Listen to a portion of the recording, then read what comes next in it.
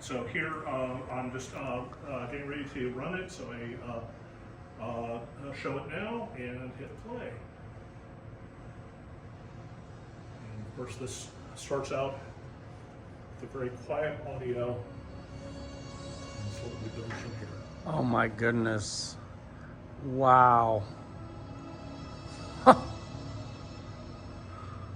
I'll be honest, this is one of my favorite shows for audience scanning because it has a lot of relatively slow movements.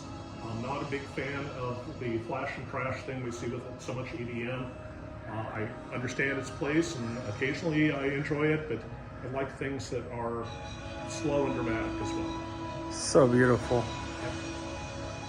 you think my iPad would be damaged if you moved it to the center? Probably not. Do you want to just grab it there?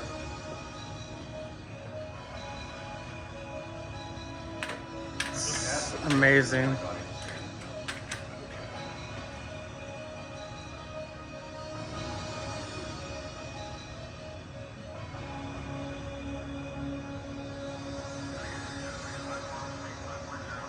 That little bit of brightness jitter we were seeing there, that's a typical scan fail thing. And it's a matter of how well it's adjusted versus the patterns that you're working with. One of the things I'd recommend if you're going to create audience scanning shows is absolutely you must work with the projector that has the pass or equivalent built into it.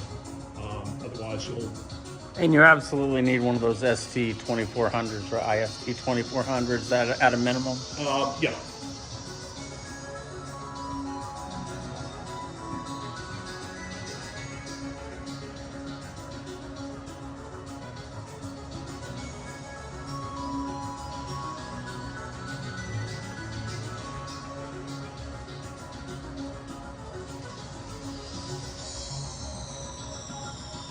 So one of the things that sometimes surprises people is the beam array that just went past us. There was 5 seemingly static beams.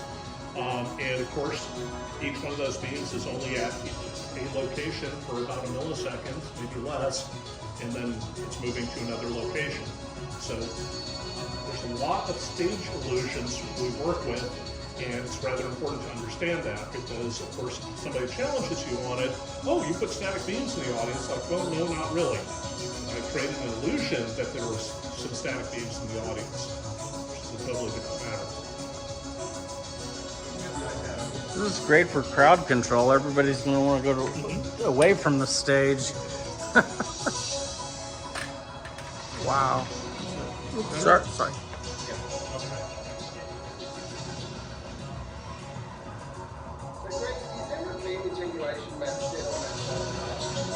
Yes, there is.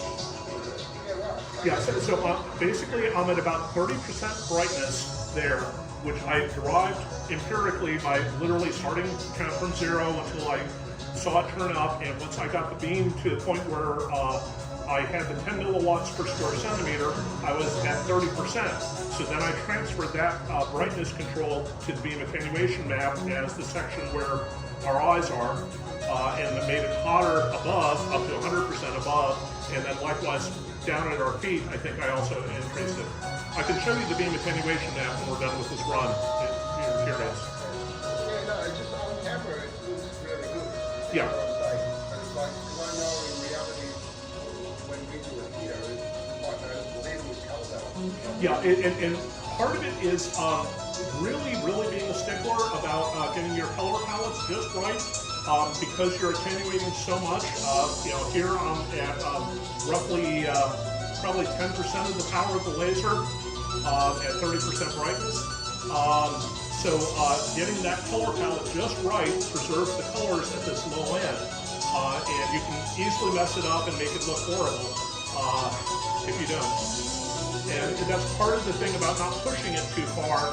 Trying to get to a 20th of the power, because then it becomes very unstable on the equipment side, so you lose a lot of your rich colors.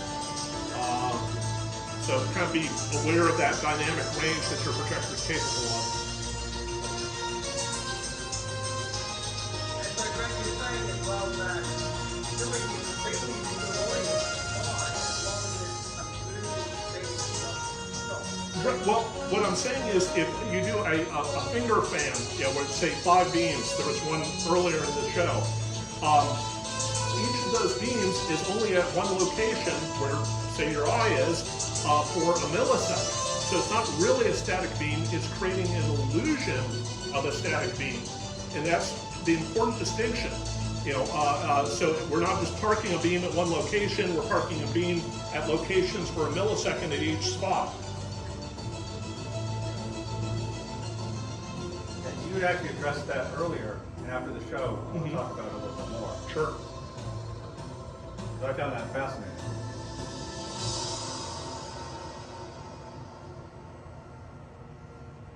My goodness, that was